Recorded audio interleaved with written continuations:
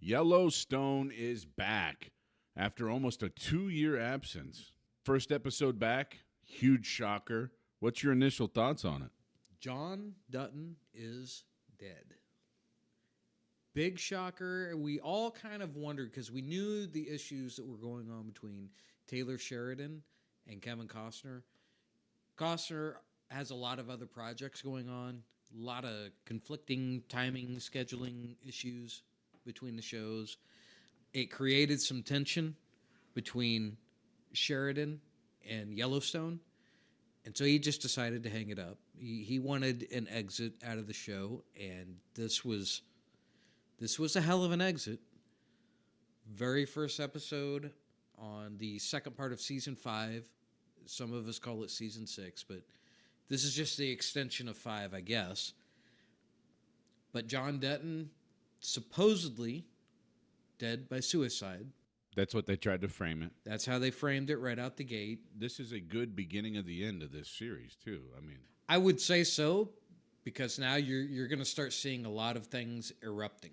A whodunit or... Right. Well, all the family members. Obviously you have Beth. You have Casey, who knew their father really well, knew that he wasn't suicidal. He wasn't somebody who was in the drugs or emotionally unstable. He was a guy that was really laser focused on his family and keeping what he had. So the suicide didn't really register with him. They knew there was something else going on. And you get further into the episode and you see that Jamie's the adopted son of John Dutton. He's been seeing a gal that is a lawyer, but she's also tied to the company that's trying to take the land from John Dutton. And this lawyer has cut a deal with a group that comes in and does wet work. And they frame this stuff to make it look like suicide or heart attack or a car accident, something to that effect. So now you automatically know that Jamie and this gal are behind the suicide. So tensions are erupting. Of course, Beth calls Rip. Rip's down in Texas. They had to take all the cattle that they owned all the way from Montana down to Texas to the 4.6s. They're helping him out. Beth calls Rip. Rip comes running back to Montana to be with his wife. So now, this should be very, very interesting because I think whenever you ask people who their favorite characters are on the show, there's a wide range of things that you like about every character, but probably your favorite is going to be John Dutton and Rip. Because Rip's he's the bad boy that you cannot put down.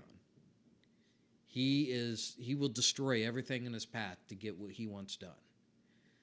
So I think everyone's waiting to see if Rip gets unleashed in this last season, which there's a possibility he could be because you're fighting a really big machine against this other company. They have a lot of assets and a lot of money.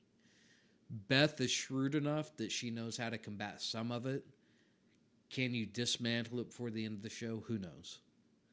We shall see. But yeah, I'm real curious to see how relationships play out, to see how the characters end up.